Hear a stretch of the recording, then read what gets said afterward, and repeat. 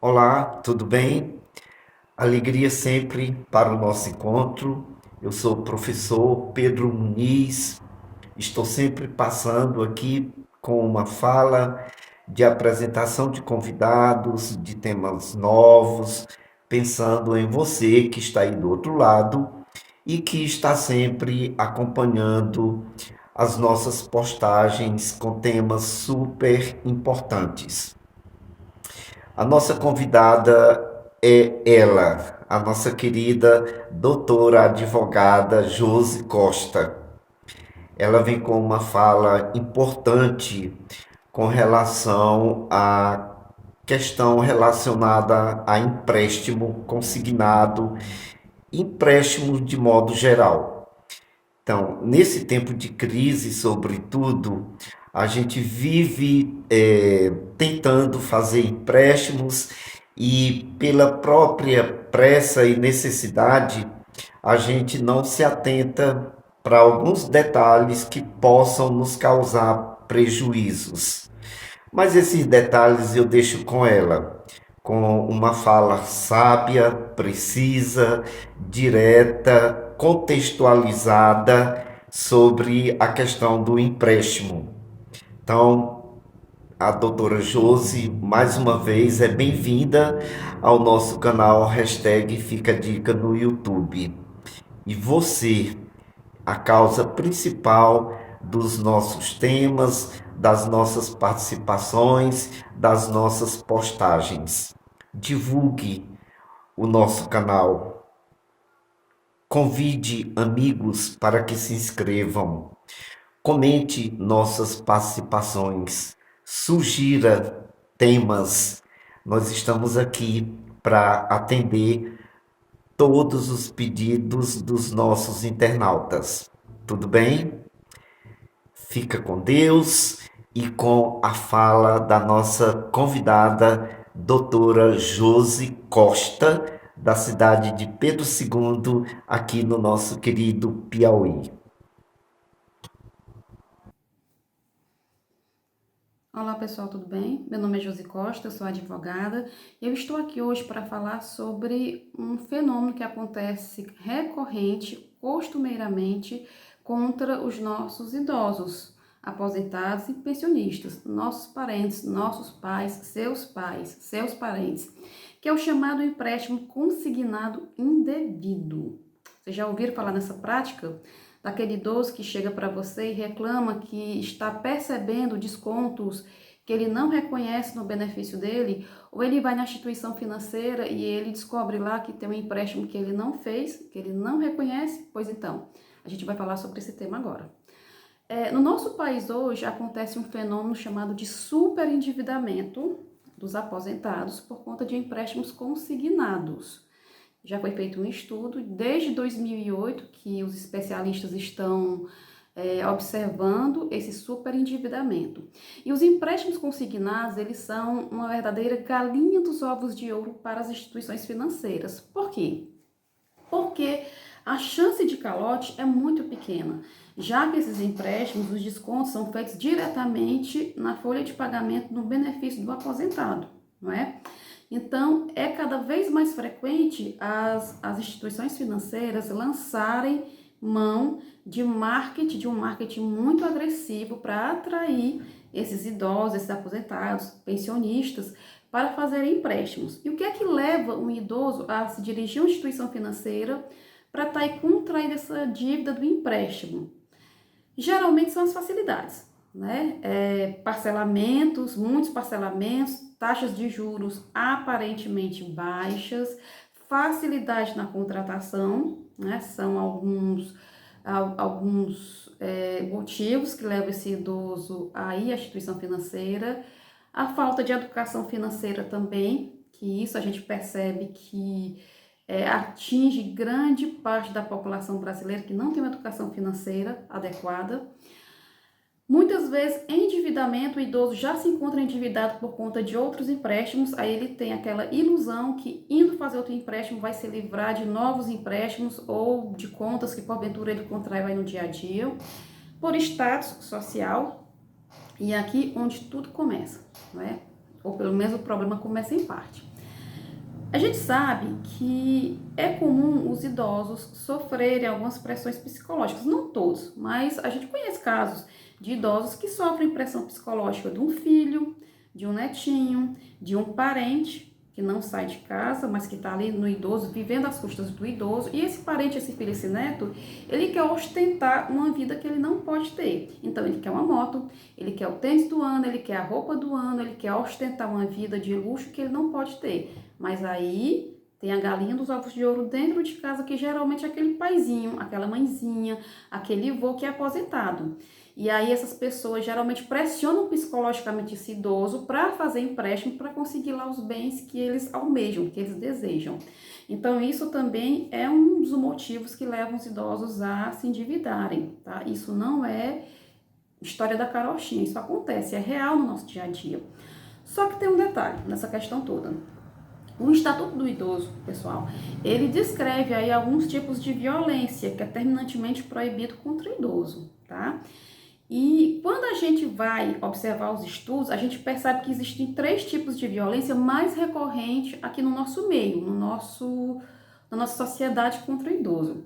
O primeiro tipo de violência é a pressão psicológica, né, que justamente entra já nesse contexto que eu acabei de falar para vocês. O segundo tipo de violência é a negligência, quando o idoso ele é deixado amigo, os parentes não se importam, se livram do idoso, colocam num asilo ou abandonam literalmente. E o terceiro tipo de violência mais recorrente contra o idoso no nosso país é justamente a violência financeira. Você que está aí do outro lado sabia disso? Que você pressionar um idoso para fazer um empréstimo ou a instituição financeira que faz o empréstimo indevido no aposento, no benefício de um idoso, está incorrendo em violência financeira, que é crime terminantemente, codificado pelo Estatuto do Idoso? Pois então, é crime, pessoal, tá? Agredir um idoso financeiramente, ele é proibido e ele é punido por lei, ok? Então, assim, e quando é que acontece a violência financeira? Naqueles casos que eu já falei anteriormente, quando o idoso, é pressionado pelos parentes, pelo netinho, pelo filhinho, pelo parentezinho ali que quer, de repente conseguir algum benefício material, algum bem material e pressiona o idoso, ameaça, tá? Eu tô dizendo aqui pressionar de uma forma mais educada, mas muitos casos a gente sabe que muitos idosos são ameaçados e até agredidos fisicamente quando eles se recusam a fazer o empréstimo, né? Acontece esses casos, então nestes casos que esses parentes fazem isso com o idoso, é violência financeira sim, o idoso se vê obrigado a ir na instituição financeira adquirir um empréstimo, tá? Muitas vezes também os parentes se apropriam de forma indevida da senha, do cartão do idoso e vai lá no próprio banco, às vezes o idoso interditado já, ou já não consegue, não responde mais pelos atos da vida civil, esse parente vai no banco e faz lá um empréstimo no nome do idoso, isso também é violência financeira. E muito comum também, que é o tema principal do nosso vídeo, é as instituições financeiras que fazem empréstimos por espelhamento no benefício dos idosos, tá? Esse tema, empréstimo por espelhamento, vai ser tema para um outro vídeo. Mas aqui, hoje especificamente, a gente só quer alertar sobre esta possibilidade, tá? Então, é muito recorrente os idosos se depararem com empréstimos que eles não reconhecem, que eles não fizeram. No entanto, o empréstimo está lá, constando no seu benefício, né? Está sendo descontado todo mês uma parcela. Quando é que o idoso se dá conta disso? Quando ele percebe que o dinheiro dele diminui, como ele chega constantemente para a gente e relata: olha, doutora, eu estou percebendo que o meu dinheiro está diminuindo. Mês passado eu tirei um tanto, este mês eu tirei outro, eu não sei por quê. E aí, geralmente, a gente tira o extrato lá do meu INSS, ou o próprio idoso se dirige até uma agência da Previdência Social, lá é puxado um extrato e é descoberto que existe um empréstimo lá que foi adicionado no benefício do idoso, ele não reconhece aquele empréstimo, tá? E muitos desses empréstimos que são indevidos, prova disso são as inúmeras demandas judiciais que tem hoje aí contra algumas instituições financeiras, né, confirmando que de fato essas fraudes, esse tipo de delito existe. Só que muitas vezes se depara no chamado empréstimo por espelhamento, né? Que a instituição já tem posse da documentação do idoso, da assinaturinha dele, dos documentos dele, da xerox, e aí algum agente vai lá, faz o empréstimo e fica como se o idoso tivesse feito, né? E, geralmente o idoso vai lá muito sem informação, não tem conhecimento, vê o dinheirinho na conta, vai lá e saca, né? E fica muito difícil realmente nesses casos comprovar que o idoso não pediu empréstimo, entendeu? Mas acontece. Então, existe essas práticas hoje no nosso país, no nosso meio, e é uma violência financeira, tipificada até pelo Código, pelo Estatuto do Idoso, perdão, que é um crime, né? Mas como se proteger? Hoje a gente não vai adentrar muito nessa questão de como é que acontece esses empréstimos ali, né? A gente não vai adentrar nessa questão hoje. O fato é que isso existe. Mas como se proteger? Pessoal, a própria Previdência Social, ela traz alguns mecanismos de proteção para o idoso. Por quê? Justamente porque a Previdência já tomou conhecimento, né? O judiciário está abarrotado de demandas de empréstimos fraudulentos, de empréstimos que os idosos não reconhecem, que eles não fizeram. Então, pensando nisso, em 2008 foi lançada a portaria 28, eu não me engano se é esse o número da portaria, vocês podem conferir isso depois.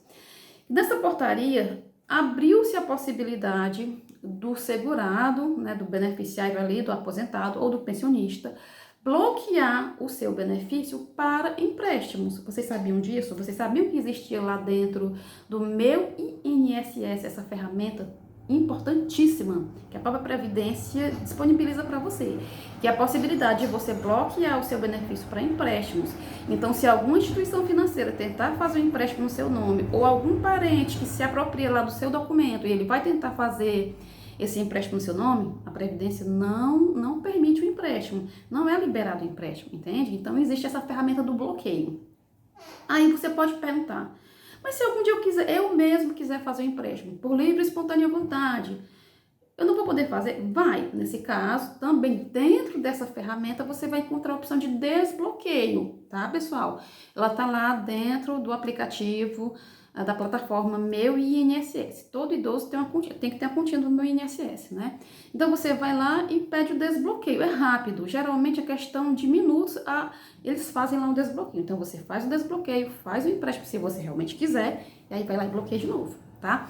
Então, o conselho que a gente dá é esse, que o idoso, ele deixe o benefício dele bloqueado para empréstimos, porque aí se alguma instituição financeira tentar fazer um empréstimo ali indevido, no nome dele não vai conseguir, ou algum parente também, né, fazer ali um empréstimo indevido na conta do idoso, não vai conseguir, tá? E aí, neste contexto, a gente dá mais um outro conselho. Cuidado, pessoal, não entreguem, por favor, senha de cartão de banco, senha do Meu INSS para ninguém, a não ser que seja uma pessoa de extrema confiança de vocês, tá bom?